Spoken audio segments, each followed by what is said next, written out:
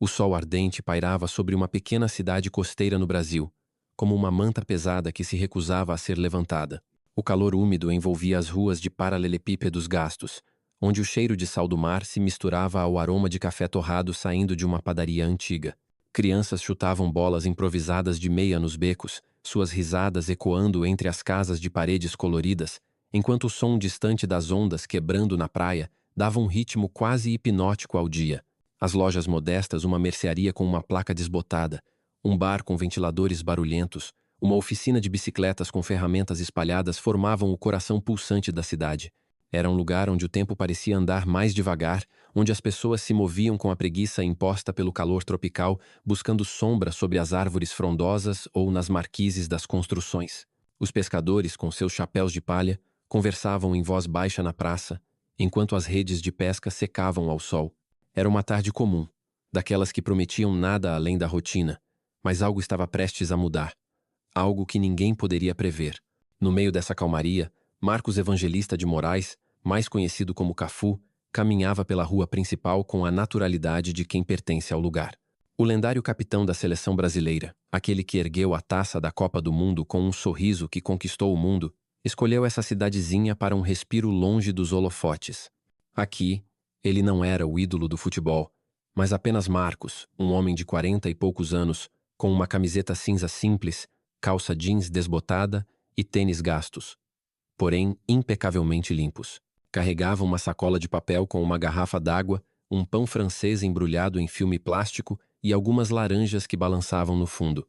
Um boné azul marinho projetava uma sombra sobre seu rosto, escondendo parcialmente seus olhos castanhos, que carregavam uma mistura de serenidade e alerta, fruto de anos enfrentando pressões dentro e fora dos gramados. Seus passos eram firmes, ritmados, como se ainda carregasse a energia dos campos de futebol, mas sua postura era relaxada, quase anônima. Ele havia alugado uma casa simples na periferia, com um quintal onde jogava bola com as crianças do bairro, rindo e ensinando dribles sem jamais mencionar suas conquistas.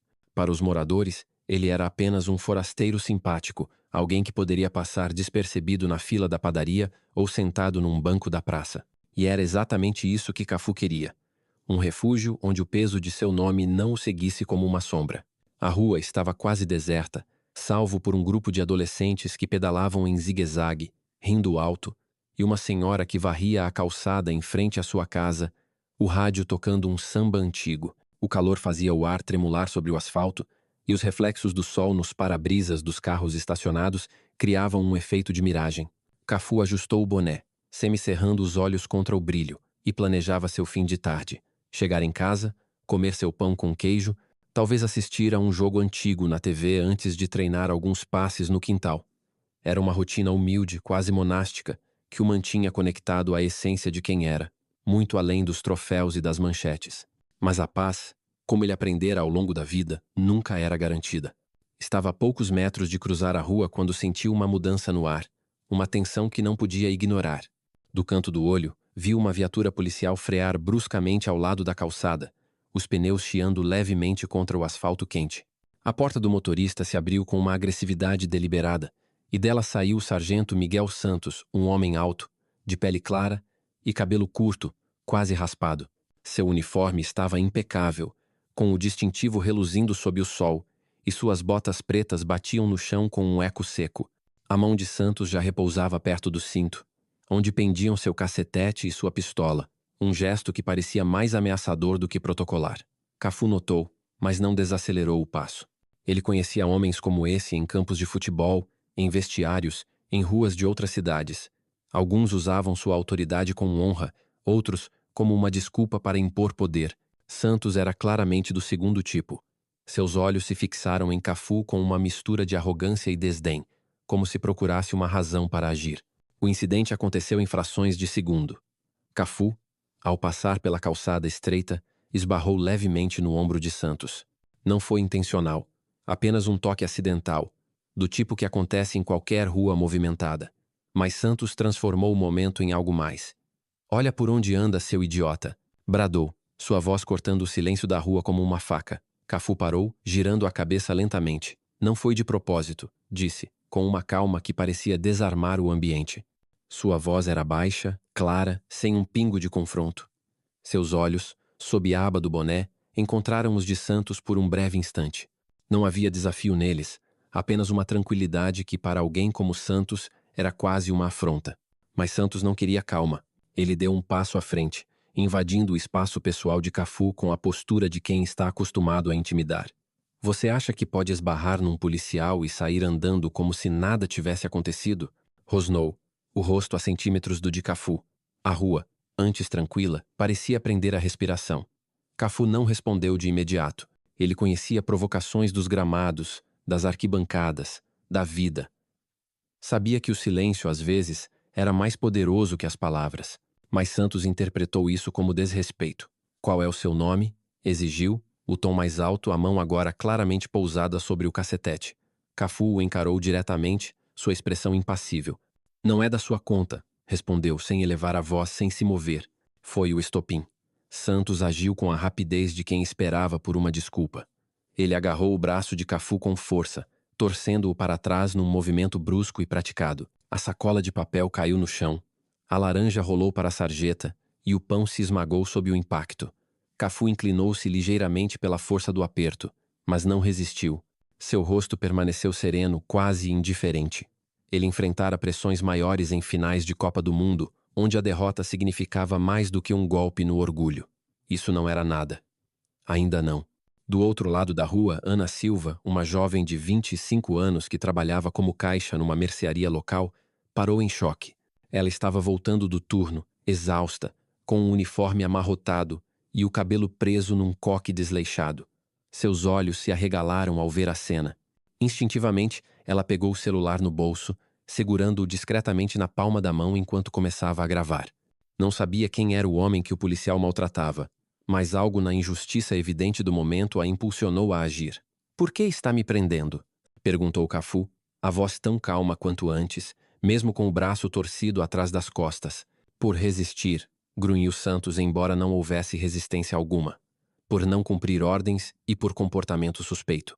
Cafu não disse mais nada. Santos o empurrou para a frente, forçando-o a se ajoelhar na calçada. As mãos de Cafu tocaram o concreto quente, o calor queimando suas palmas, mas seu rosto não mostrava dor. Um pequeno grupo de curiosos começou a se formar 5 ou 6 pessoas, atraídas pelo espetáculo. Um homem murmurou algo para o amigo. Uma mulher levou a mão à boca. Ana, ainda gravando, sentia o coração bater forte. Não podia acreditar no que via. Santos, alheio aos olhares ou talvez alimentado por eles, levantou a mão e desferiu um tapa na nuca de Cafu. O som ecoou na rua como um chicote. Um suspiro coletivo escapou dos espectadores. Ana quase deixou o celular cair, a respiração entrecortada. "Vocês acham que estão acima da lei?" rugiu Santos, agarrando Cafu pela gola da camiseta e empurrando-o contra a lateral da viatura. O impacto fez o veículo balançar levemente. Um segundo policial, mais jovem, saiu do lado do passageiro.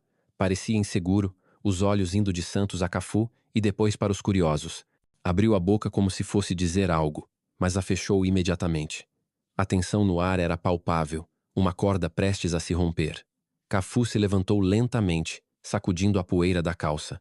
Uma marca vermelha começava a se formar em sua bochecha, mas suas mãos permaneciam relaxadas ao lado do corpo. Santos, ofegante pela adrenalina, deu um passo atrás, subitamente consciente do silêncio ao seu redor. "Some dessa rua", grunhiu, cuspindo as palavras com veneno, "antes que eu encontre um motivo para te prender." Cafu recolheu sua sacola do chão, a laranja agora amassada e coberta de poeira, e se afastou sem dizer uma palavra.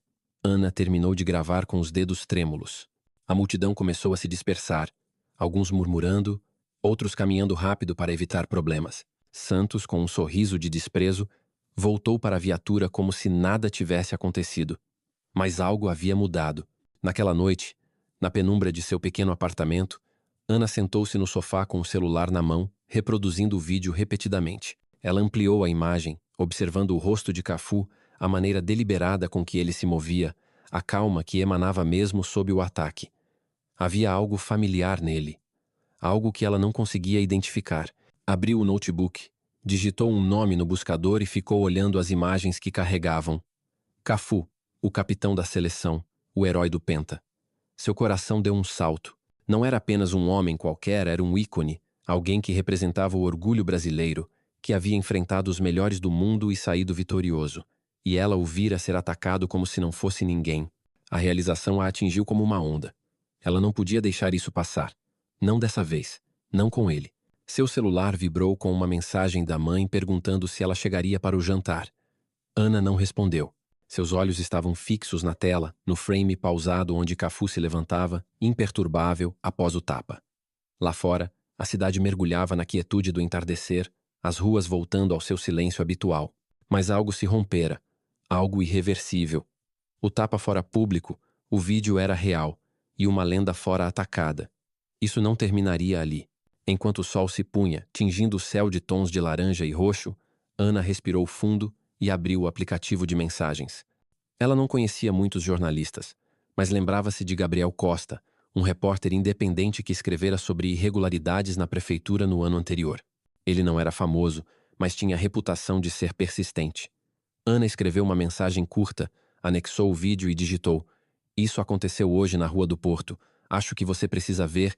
Hesitou por um momento, o dedo pairando sobre o botão de enviar, ciente de que estava cruzando uma linha sem volta. Mas a imagem de Cafu, de pé, firme após o golpe, lhe deu o impulso final. Ela enviou a mensagem e deixou o celular sobre a mesa, como se segurá-lo por mais tempo pudesse queimar. Enquanto isso, do outro lado da cidade, Cafu estava no quintal de sua casa alugada, sob a luz fraca de uma lâmpada pendurada num fio exposto.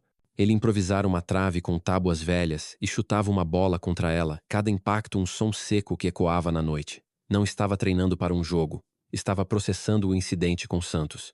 Não ficara surpreso ele conhecera homens como Santos antes.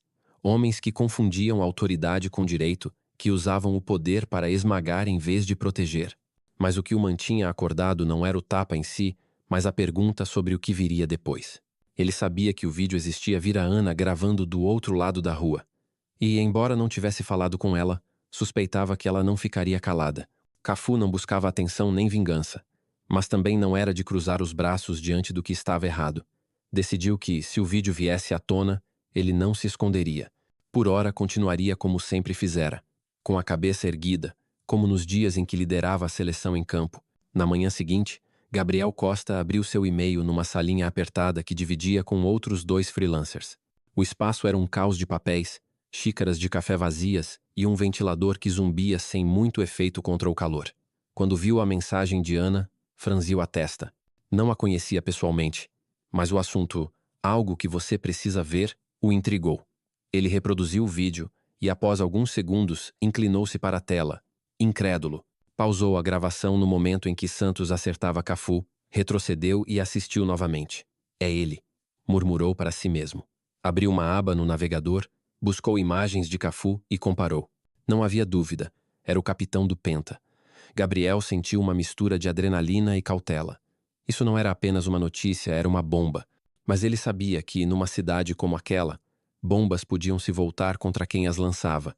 Gabriel respondeu a Ana, pedindo que se encontrassem num café discreto no fim da avenida principal.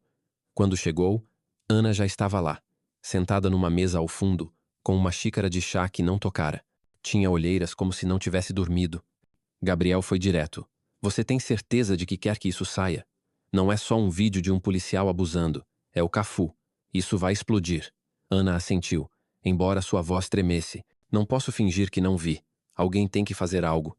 Gabriel a observou por um momento, avaliando-a. Ela não era uma oportunista nem uma idealista cega. Era alguém que vira uma injustiça e não conseguia desviar o olhar. "Tudo bem", disse por fim, "mas temos que fazer isso direito. Se publicarmos sem contexto, vão enterrar." Naquela tarde, Gabriel começou a trabalhar. Ele subiu o vídeo para uma plataforma segura e o compartilhou com um pequeno grupo de contatos confiáveis. Um advogado de direitos civis, uma ativista local e um colega de um jornal regional. As reações foram imediatas. "Isso é enorme", escreveu o advogado. "Precisamos de mais provas de que não é um caso isolado." A ativista sugeriu organizar uma reunião comunitária para discutir o assunto. Enquanto isso, nas redes sociais, o vídeo começou a circular organicamente. Alguém o baixara e compartilhara numa página local do Facebook. Em horas, os comentários se multiplicaram. "Isso é o Cafu. Que absurdo. Quem é esse policial?" Mas também havia ceticismo. Isso não pode ser verdade. O cara deve ter feito algo para merecer. A polarização era previsível, mas o volume da conversa não. A cidade não estava acostumada a ser o centro das atenções. Cafu, por sua vez, mantinha sua rotina. Ele não tinha redes sociais ativas nem acompanhava as notícias locais, mas não era alheio ao murmúrio que começava a crescer. Enquanto comprava água numa vendinha, o caixa, um jovem com uma camiseta do Flamengo, o olhou com curiosidade e respeito. "É você no vídeo, né?" perguntou, em voz baixa. Cafu sorriu de leve, sem confirmar nem negar, e pagou pela garrafa. Mas ao sair, notou um carro estacionado do outro lado da rua, um sedã preto com vidros escuros. Não se moveu, mas Cafu sentiu os olhos sobre ele. Não era paranoia, era instinto, afiado em anos de leitura de adversários no campo. Naquela noite, Ana recebeu uma mensagem de um número desconhecido. "Apague o vídeo ou vai se arrepender." Seu coração disparou. Ela desligou o celular e fechou as cortinas do apartamento. Não era a primeira vez que sentia medo, mas dessa vez era diferente. Ela não estava sozinha, mas também não sabia até onde estava disposta a ir. Ligou para Gabriel, que a aconselhou a guardar cópias do vídeo em local seguro e não responder às mensagens. "Eles estão nervosos", disse ele. "Isso significa que sabem que é grande." Gabriel continuou investigando. Encontrou registros públicos de queixas contra Santos, todas arquivadas sem resolução. Uma mulher relatara que Santos a intimidara numa blitz. Um adolescente afirmara que fora empurrado contra uma parede sem motivo. Nenhum caso prosperara. Gabriel também descobriu que Santos fazia parte de uma unidade especial do departamento, vagamente descrita como Controle de Operações Seletivas. Não havia detalhes públicos, mas o nome aparecia em documentos internos que ele obtivera anos antes. Era uma pista frágil, mas suficiente para começar a puxar o fio. Cafu, embora evitasse os holofotes, não estava inativo. Ele notara a mudança na cidade, os olhares, os cochichos, a tensão. Decidiu que não podia ficar completamente à margem. Visitou um campinho local onde jovens jogavam futebol amador. Não foi como Cafu, o ídolo, mas como Marcos, alguém que queria compartilhar dicas. Os garotos, inicialmente céticos, logo ficaram fascinados por sua técnica e calma.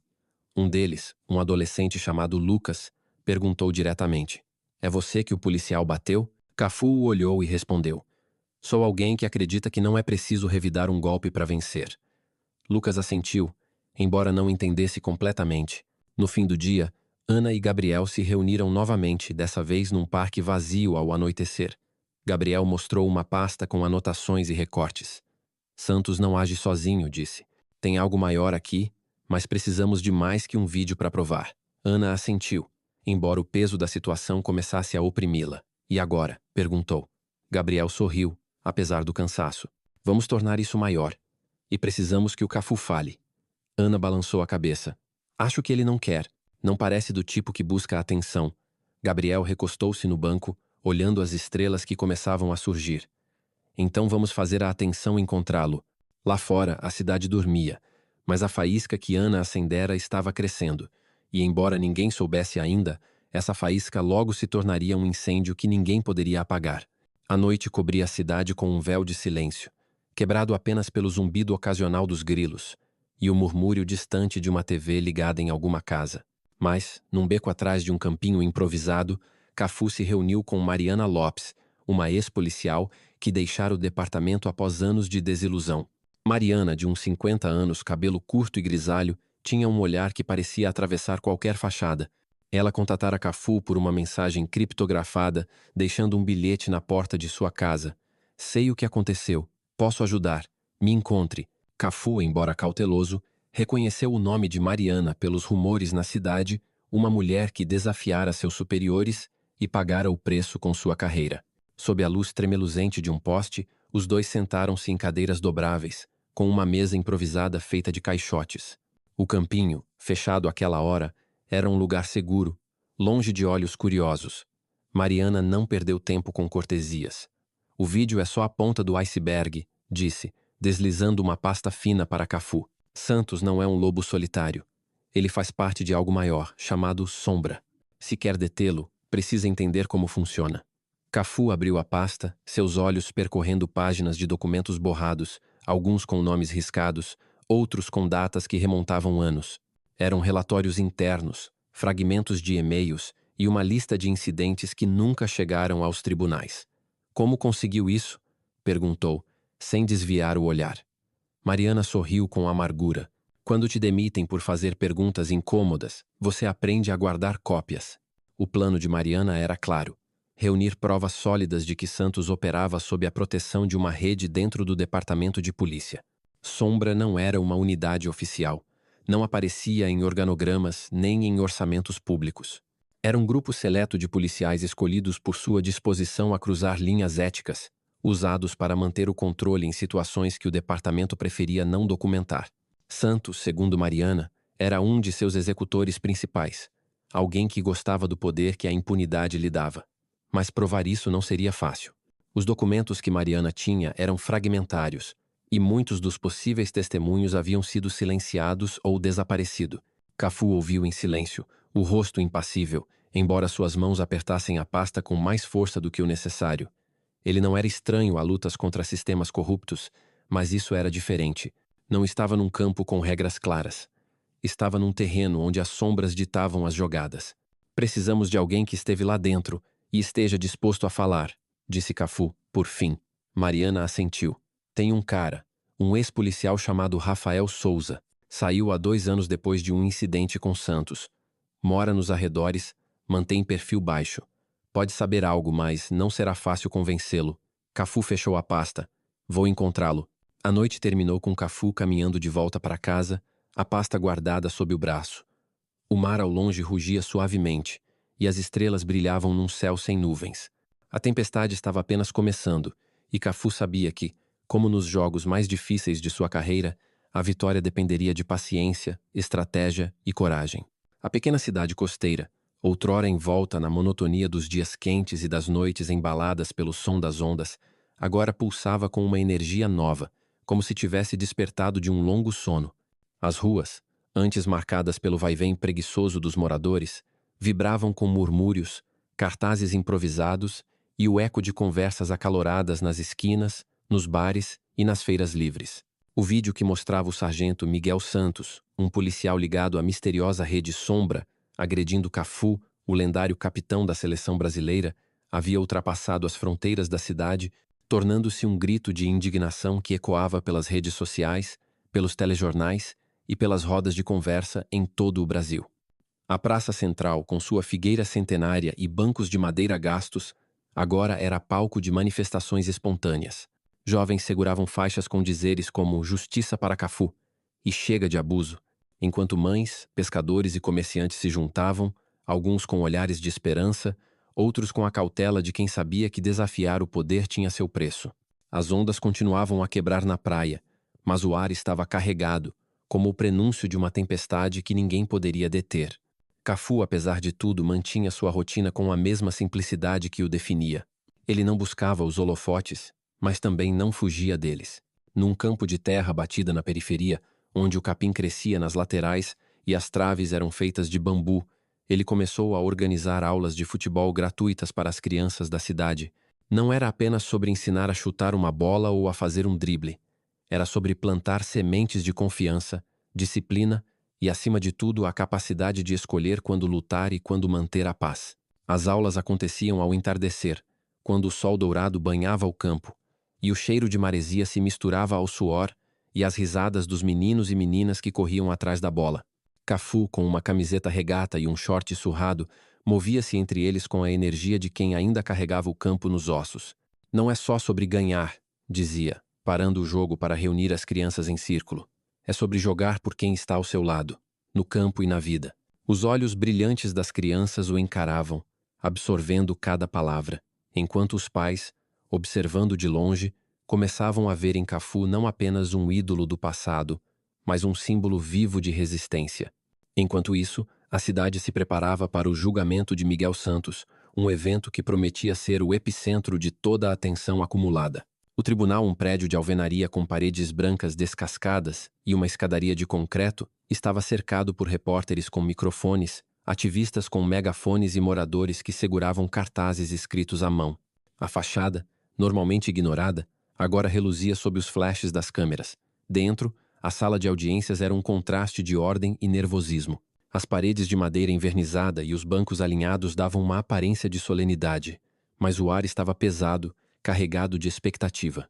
Cafu entrou com passos firmes, vestindo uma camisa social azul escura e calça preta, sem o boné que costumava usar. Seu rosto, marcado por linhas de expressão que contavam histórias de glórias e batalhas, estava exposto, sereno, mas com uma determinação que enchia o ambiente. Ele se sentou na primeira fila, as mãos descansando sobre os joelhos, o olhar fixo no estrado onde a juíza logo tomaria assento. Ana Silva, a jovem que gravara o vídeo, estava a algumas fileiras de distância, ajustando nervosamente o blazer azul que comprara para a ocasião. Seu cabelo estava preso num rabo de cavalo apertado e suas mãos tremiam levemente enquanto ela tentava se concentrar. Gabriel Costa, o repórter independente, ocupava um canto reservado para a imprensa, rabiscando anotações numa caderneta enquanto observava a multidão. Mariana Lopes, a ex-policial que fornecera documentos cruciais, não estava presente, mas prometera enviar mais provas se necessário. Do lado oposto, Miguel Santos, na mesa da defesa, parecia uma sombra do homem arrogante que agredira Cafu. Seu terno cinza estava mal ajustado, o rosto pálido, os olhos evasivos. Ele não era mais o predador confiante da rua. Agora, parecia preso numa armadilha que não compreendia totalmente. A juíza, uma mulher de cerca de 60 anos, com óculos de armação fina e uma expressão que não tolerava distrações, abriu a sessão.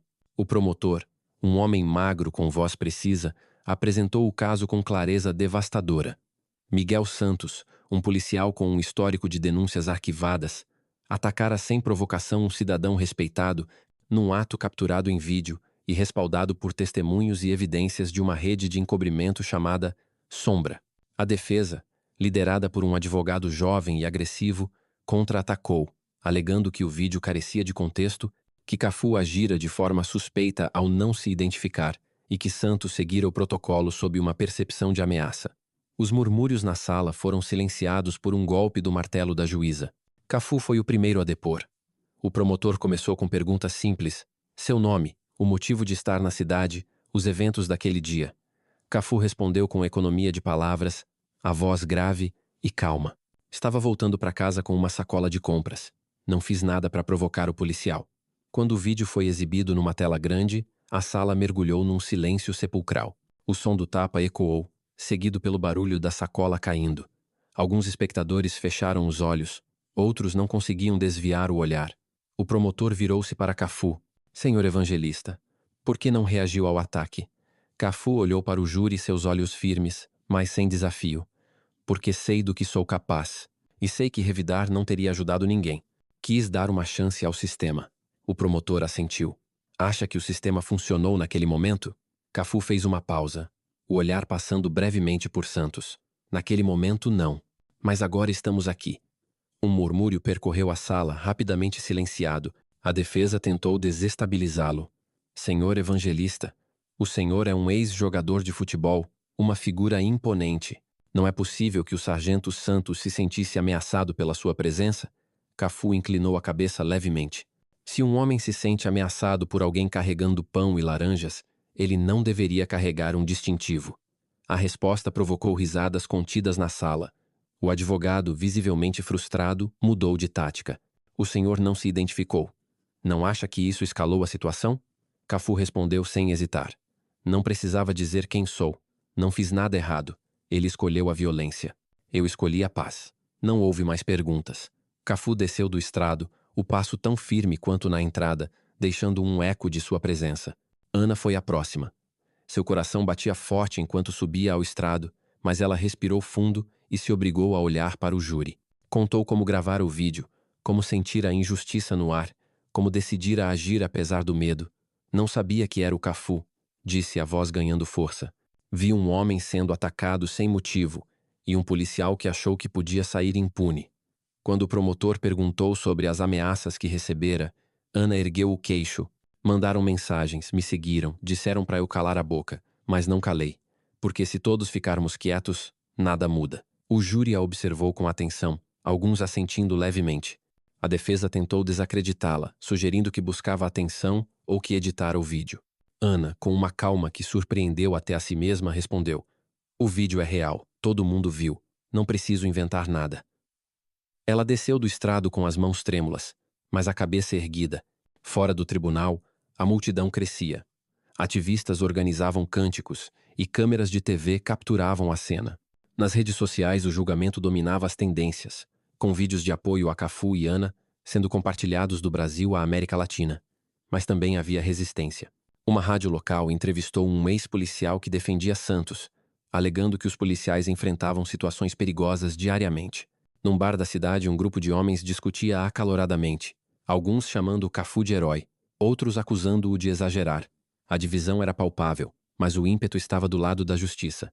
Gabriel, enquanto isso, trabalhava incansavelmente. Durante o julgamento, publicou um segundo artigo, agora com trechos das gravações que Cafu conseguira com Rafael Souza, o ex-policial. Embora os nomes estivessem censurados, as vozes discutiam táticas de encobrimento e mencionavam Sombra explicitamente. O artigo viralizou, compartilhado por blogueiros e ativistas em todo o país. Uma emissora de TV nacional o citou num programa vespertino. Mas o sucesso veio com um custo. Gabriel notou que seu e-mail fora hackeado e um arquivo crucial em seu computador desaparecera. Ele não tinha provas de quem estava por trás, mas suspeitava de Sombra. Enviou uma mensagem a Ana.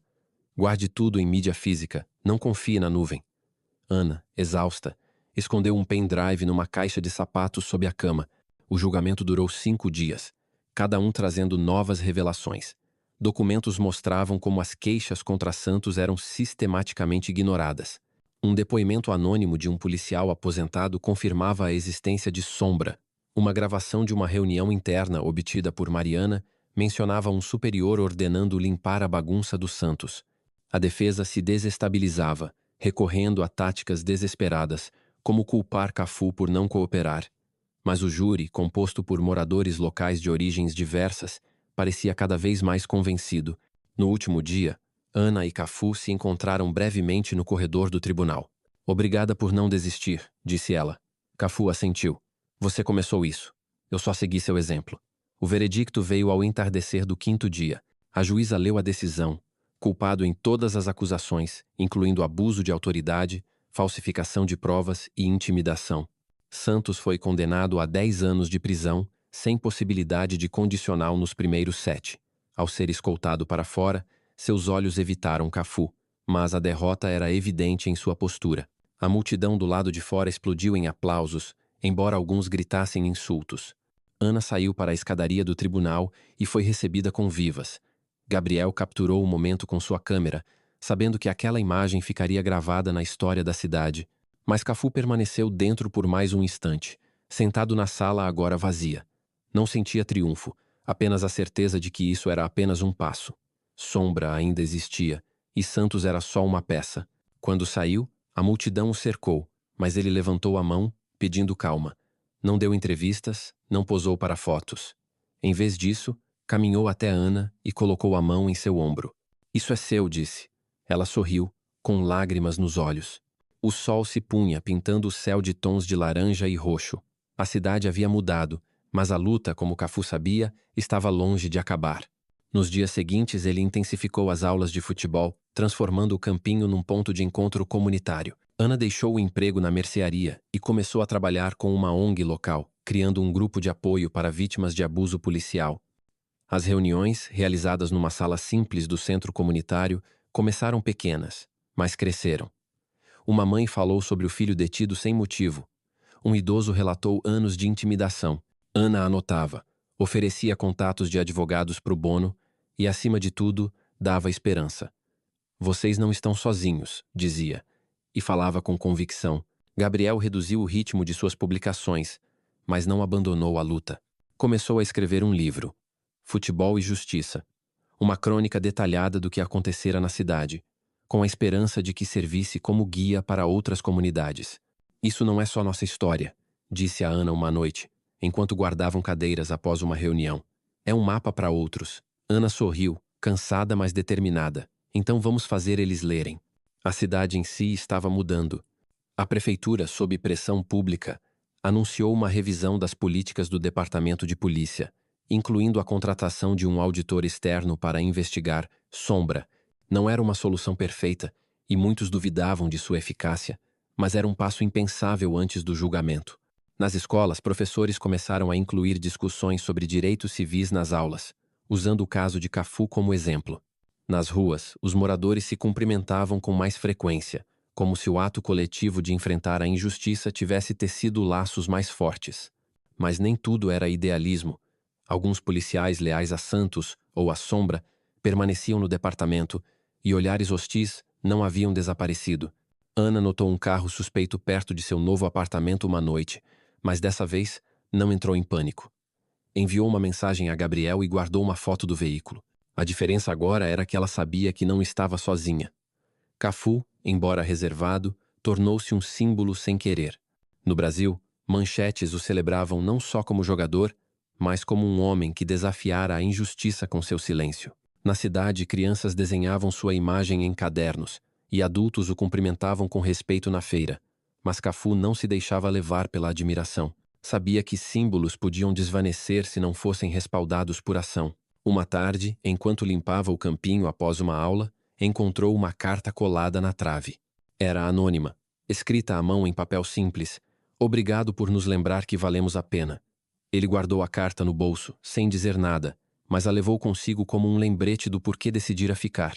A lição de tudo isso, como Cafu explicou às crianças numa última aula antes de retornar ao Rio, não era sobre vencer ou perder.